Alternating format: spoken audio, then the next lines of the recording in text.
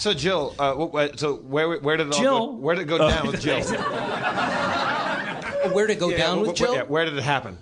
In my room. At You college. have an apartment, a dorm, or what? Dorm. Yeah. Dorm, yeah. Yeah, and it was just once. Yeah. Never again. One timer. No, that was it. I mean, since then, yes, but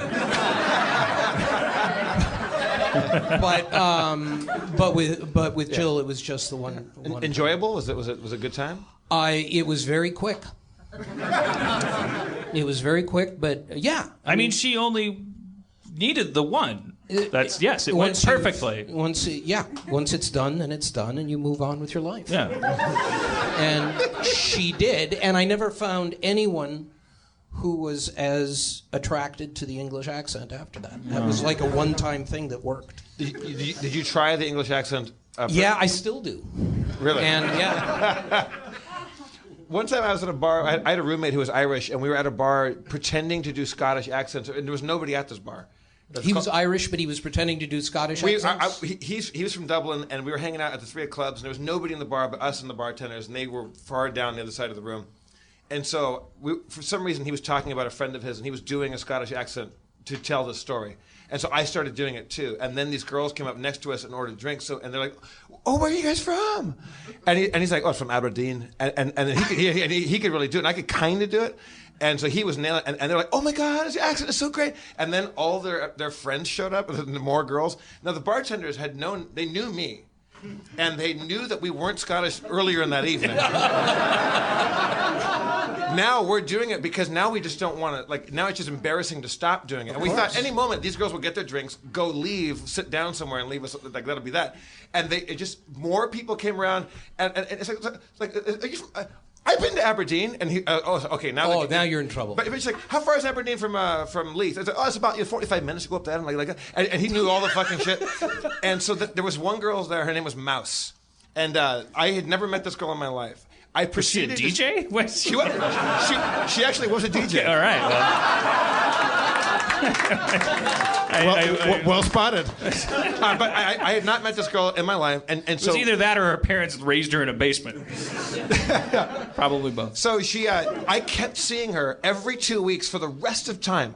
For the rest of eternity, I kept running into her, and we had talked for a good 45 minutes in me doing this bullshit Scottish accent.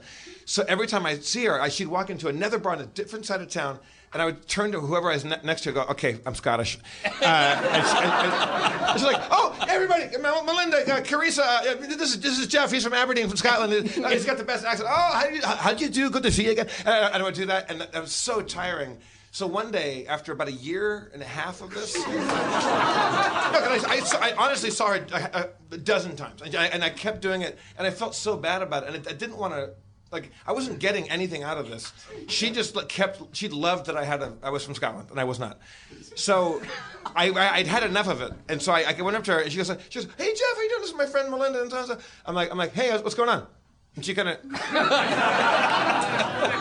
gives me a weird look, and I said, she's like, "How you doing?" I'm like, "I'm doing great. How you doing?" And she's like, "Where's your accent?" I go, "I'm an actor, and they tell you, as an actor, you just practice speaking in an American accent as often as possible, just to get good at it." And she goes, and she's still looking at me she goes, "Okay, do it. Do your American accent." I'm like, "What do you want me to say?" And she goes, "I'd like a cheeseburger and fries." I go, "I'd like a cheeseburger and fries." And she goes, "Well, it's okay."